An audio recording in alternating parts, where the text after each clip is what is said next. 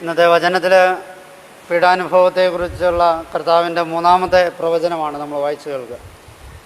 ഈശോയുടെ പീഡാനുഭവത്തെക്കുറിച്ചുള്ള ഓരോ പ്രവചനങ്ങൾ നടത്തുമ്പോഴും കൂടുതലായിട്ടുള്ള വെളിപ്പെടുത്തലുകൾ ഈശോ നടത്തുന്നുണ്ട്. ഇന്നത്തെ മൂന്നാമത്തെ ഈ പ്രവചനം നടത്തുമ്പോൾ ഈശോ 5 കാര്യങ്ങൾ വ്യക്തമാക്കുകയാണ്.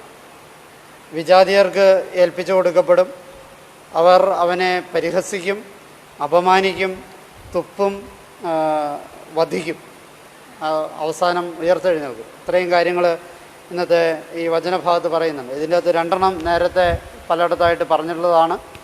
ഈ ബാക്കി 5 ഈ ഇന്നത്തെ വചനഭാഗത്ത് പറയുന്നതാണ്.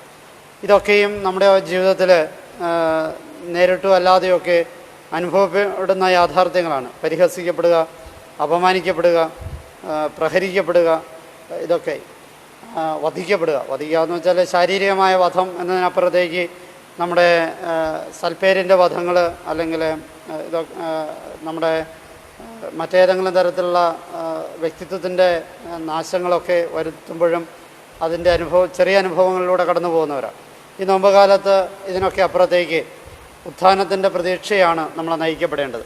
ഒരുപക്ഷെ ഈ കൊറോണ വൈറസിൻ്റെ അസ്വസ്ഥതകൾ നമ്മൾ കടന്നു പോകുമ്പോഴും നമ്മുടെ ഓരോരുത്തരുടെയും ജീവിതത്തിൽ ഈ ഉത്ഥാനത്തിൻ്റെ പ്രതീക്ഷ നമുക്കുണ്ടാകണം. ഇതിനപ്പുറം ഒരു അവസ്ഥയുണ്ടാകുമെന്നുള്ളത്.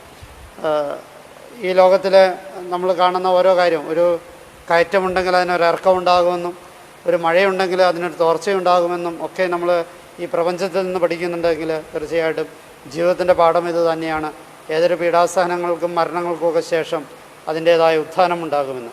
ഈ നോമ്പുകാലത്ത് അങ്ങനെ ഒരു ഉത്ഥാന പ്രതീക്ഷയോടുകൂടി ഈ കൊറോണ കാലത്ത് ഒരു സൗഖ്യ പ്രതീക്ഷയോടുകൂടി മുന്നോട്ട് പോകാനുള്ള കൃപ യാചിച്ചുകൊണ്ട് ഈ ബലി നമുക്ക് തുടരാം.